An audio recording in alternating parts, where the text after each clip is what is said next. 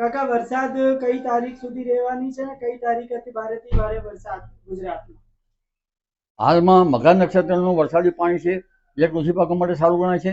વરસાદ અંગે જોઈએ તો તારીખ 23 થી 26 ઉત્તર ગુજરાતના ભાગો અને સાબરકાંઠાના કેટલાક ભાગમાં ભારે વરસાદ થઈ શકે છે. કચ્છના ભાગોમાં પણ વરસાદ થવાની શક્યતા રહેશે. પૂર્વ ગુજરાતના કેટલાક ભાગમાં ભારે વરસાદ થવાની શક્યતા રહેશે. મધ્ય ગુજરાતના ભાગોમાં પણ વરસાદ થવાની શક્યતા રહેશે. આજે જ અમદાવાદ ગાંધીનગરના ભાગોમાં પણ કેટલાક ભાગમાં ભારે વરસાદી ઝાપટા પડવાની શક્યતા રહેશે. પરંતુ લગભગ જે સૌરાષ્ટ્રના કેટલાક ભાગમાં હળવા વરસાદી ઝાપટા પડી શકે છે અને દક્ષિણ ગુજરાતના ભાગમાં કેટલાક ભાગમાં ભારે વરસાદી ઝાપટા પડી શકવાની શક્યતા રહેશે.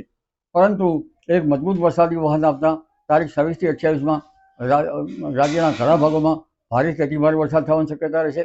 જેમાં દક્ષિણ ગુજરાતના ભાગોમાં ભારેથી અતિભારે વરસાદી ઝાપટા પડી શકે છે.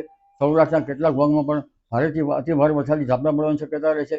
આ ઉપરાંત ઉત્તર ગુજરાતના કેટલાક ભાગો, મધ્ય ગુજરાતના કેટલાક ભાગો, પૂર્વ ગુજરાતના કેટલાક ભાગો, સાબરકાંઠાના કેટલાક ભાગો અને પંચમહાલના કેટલાક ભાગો, મહીસાગરના કેટલાક ભાગમાં ભારેથી અતિભારે વરસાદ થવાની શક્યતા રહેશે. ભારે વરસાદને કારણે કેટલાક ભાગમાં પૂર આવવાની શક્યતા રહેશે. નર્મદાના સ્રાવ વિસ્તારમાં વરસાદ થતાં સરદાર સરોવર ડેમની ઊંચાઈ વધી શકે છે અને લગભગ વરસાદથી નર્મદા બે કાંઠે થવાની શક્યતા રહેશે. સાબરમતી નદીમાં પાણીનો આવરો આવવાની શક્યતા રહેશે.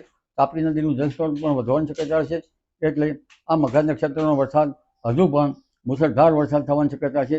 પણ આ વરસાદ જે છે એ લગભગ જ્યાં વાદળો ચડે ત્યાં પડવાની શક્યતા રહેશે અને